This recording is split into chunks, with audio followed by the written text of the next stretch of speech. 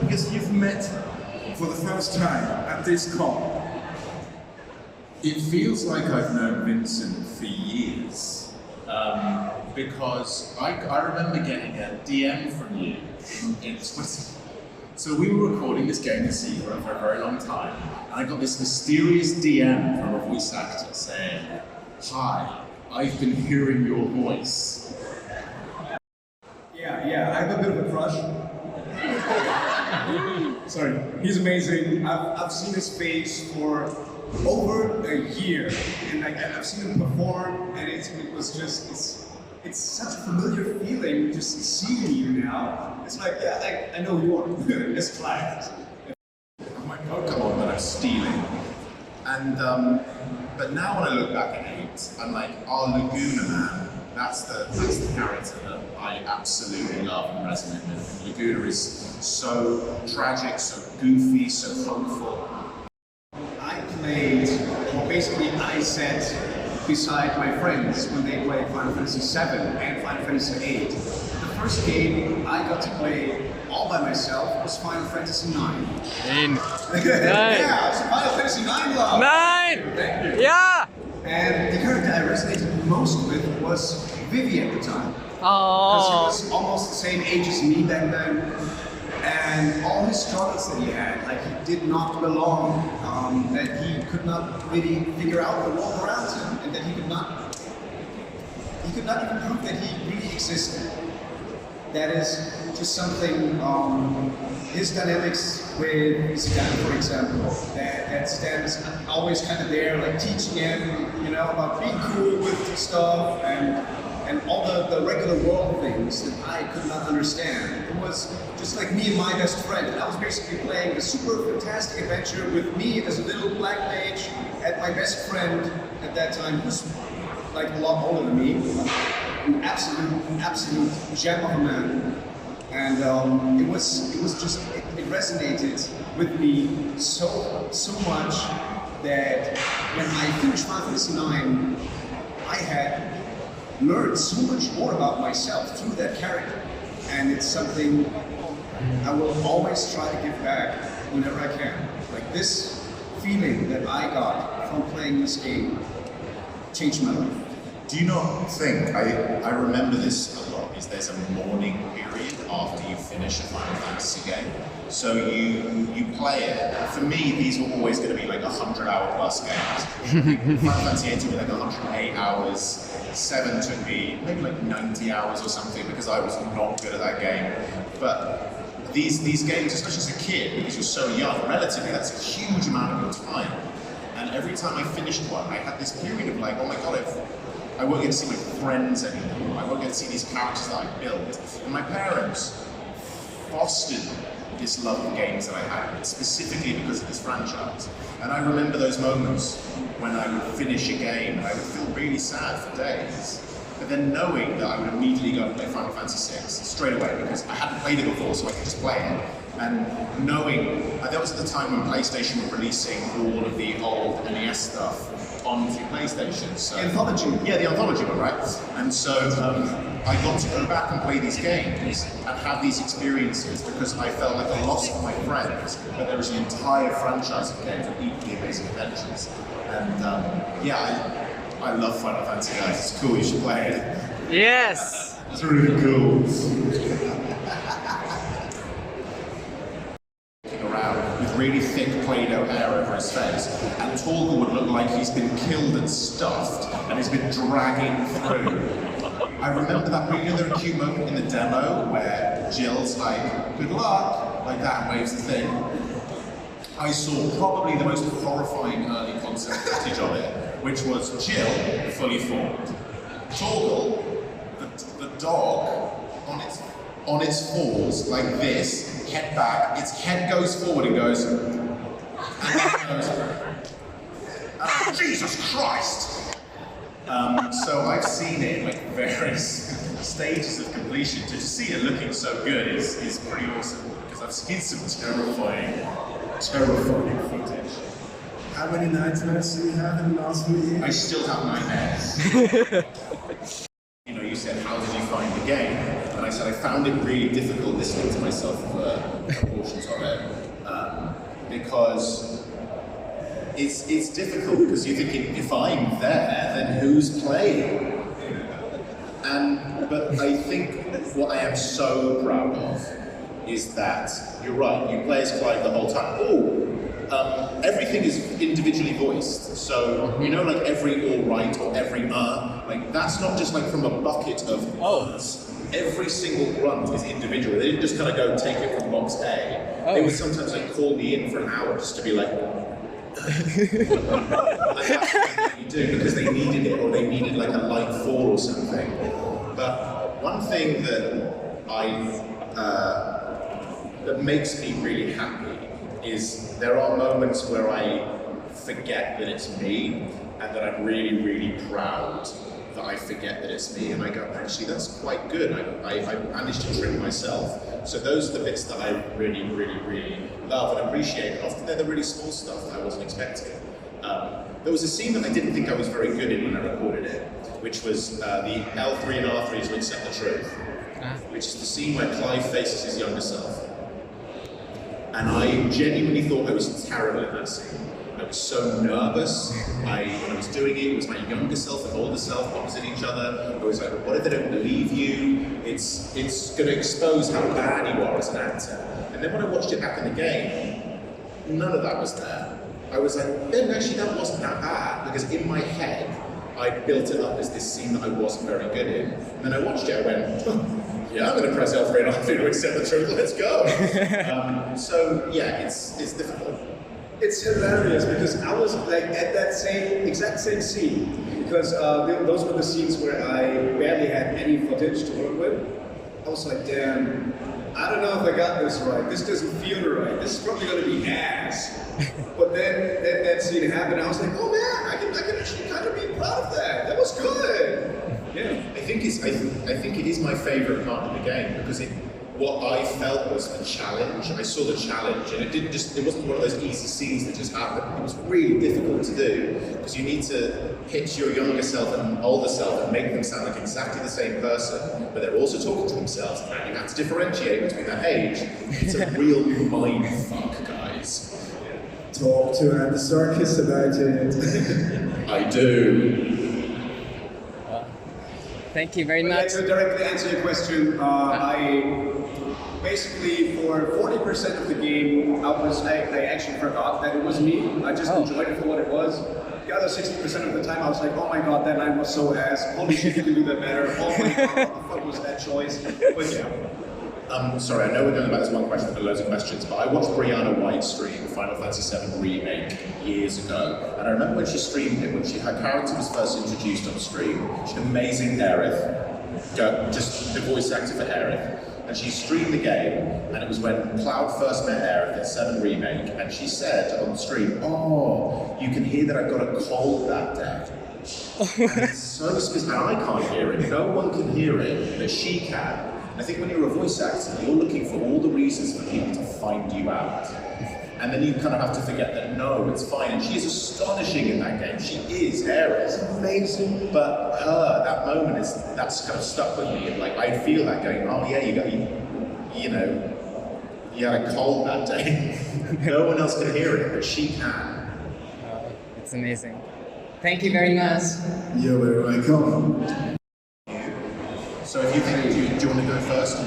Yeah, I want to go first, because you will probably relate, but there's just something about the actual beginning of mine, when you see Vivi look up, and you see the airship just like going above them, and then you have this whole view around Alexandria, and you get introduced into this amazing world in just a span of a few seconds, and you are in that game. Immediately understand the vibe, the world, this is a miracle of a game, this is such a fairy tale that's going to await you. And it just sets the scene for the most amazing experiences I have ever had. So for me, it's the beginning of 9. Spoiler free for everyone. There are other things that are happening, but that one is. Mine's the end of 9. This is what happens. You know where everyone dies? Elden Ring's a great game. I've got a few. I remember like a moment where I went, this is real love. Well, there's actually a few. I mean, I don't want to say 8 because it's too obvious. There's a load of scenes in 8. Macalania Woods, Unitinus, the scene where they kiss, have this amazing moment. It's probably still one of the most beautiful CGI cut sequences I've ever seen. It still holds up today. Imagine what that was like back in 2002 when it came out. Yeah. Madness. But yeah, there's that, and then also the scene that broke me and made me think that Final Fantasy X went from being a great game to just an absolute masterpiece is when you actually find out, when Tidus finds out what the final summoning is in Final Fantasy X. And I just did not, I think some people saw it coming, I didn't see it coming at all. Same. And I just thought, what? And it was, I think that's a masterpiece. And it's an amazing bit of storytelling that's going to stand. I fucking cry every time I finish 10. Yeah. Every time. The end. Oh my god. Yes. If you haven't played Final Fantasy X, play it. It's just great. Mandatory. I agree. I got to meet Yuna 2 weeks ago. She did dance, and Yuna did not stop dancing. People died today.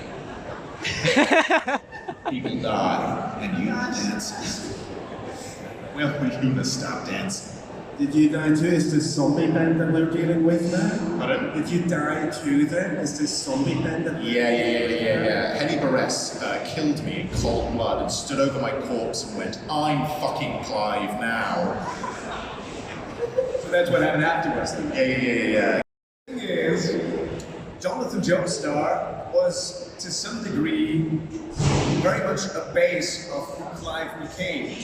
Just simply in terms of acting, because Jonathan Joestar is such a fleshed out role in something that was just completely outside of what I usually do or did at that point.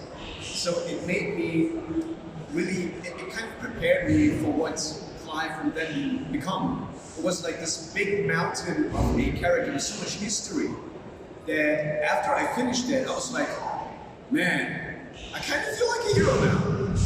So, and from that point on, I had a lot more confidence in what I did. So I was not, I will quote you, I was not pissing against the wind and hoping it would stick somewhere. I was actually, I knew what I had to do. And that was so needed for Clive in order to match it somehow. Because it was such a brilliant performance. And so I think I personally can say, without Jonathan Joestar, Clive wouldn't have been as good. So they need to be together. But in the end, it's Clive that just like makes me appreciate everything all around it. It took everything that was within me, and I had to let it out, and that's why Clive #1. I'm like closely tied to JoJo. If Clive and Jonathan Joestar were to fight, who would win? Clive, easy, no contest, prime. Okay, yeah, fine. Because I would like to know if German Clive would mean English Clive in some reality.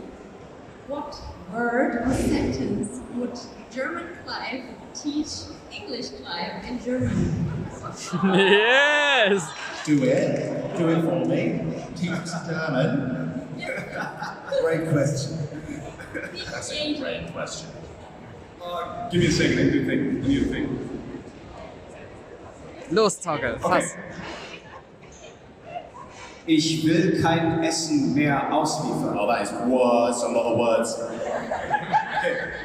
Okay. Ich will kein Essen. Ich will kein Essen. Liefern.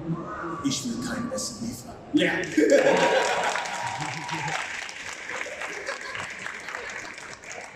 How does it You know what it means? What did I say?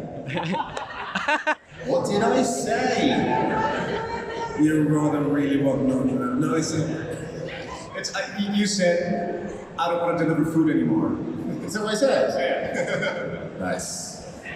I thought I said something like, I've pooed my pants. Everyone's laughing at me. Because I'll say it, guys, I will. I think you've been on my cameo. I'll say some weird stuff.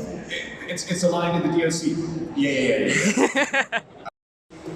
I can't pick a favorite, but the one song I heard the most, by far, was The Place I Return to Someday. Oh yeah. Oh. Because when I was a kid, I had my first PC, and one of the first things I did was I changed the Windows boot up sound to that entire song. What? Huh? The PC. The entire song, and I was very happy on that. How long did that boot up take?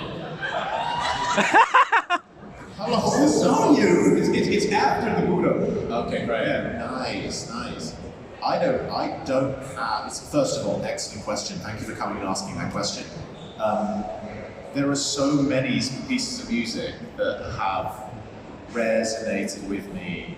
Like, I still hear in my head the streets of Rabanasser from 12. You know, but I think it's got to be for me as a kid, because it stuck in my head, was Fisherman's Horizon, Final Fantasy VIII. I like, do you know what I mean, guys? Do you know what I mean? Fisherman's Horizon.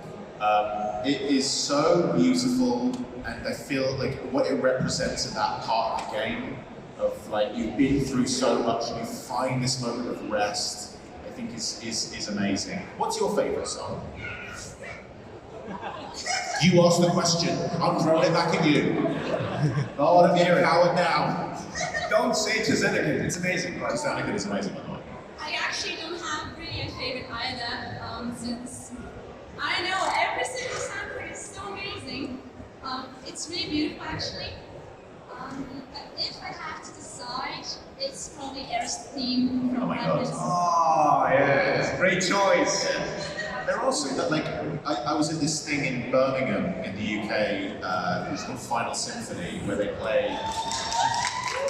Shout out to my Final Symphony babes in the audience. Final Symphony, if you haven't been, it's a bit like Distant Worlds, except they create like a fluid suite of music that kind of encapsulates. They go through movements, so they're not individual songs, so you know flavors and motifs of songs.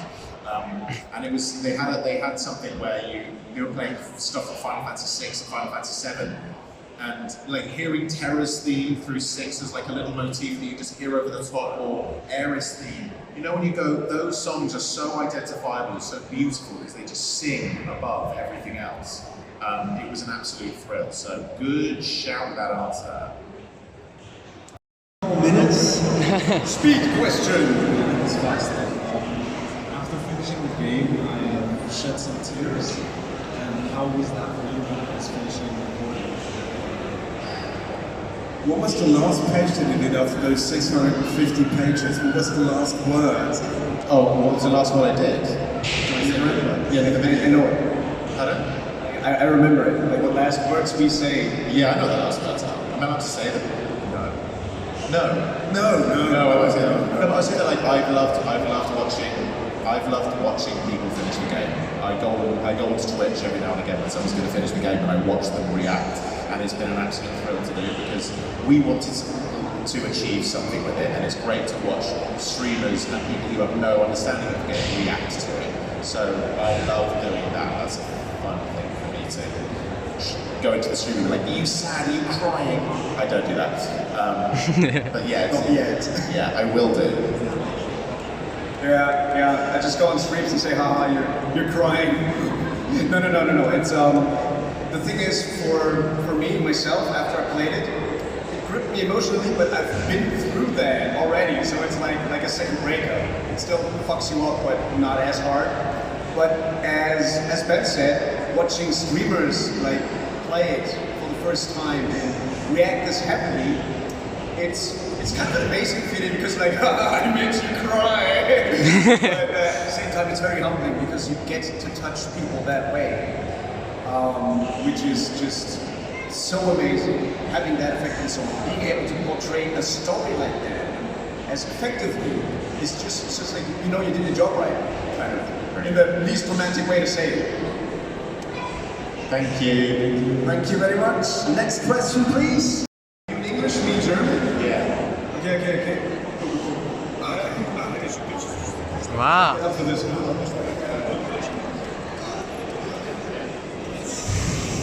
It's Ifrit prep. Yeah, right. Ready? And we need the microphones for this?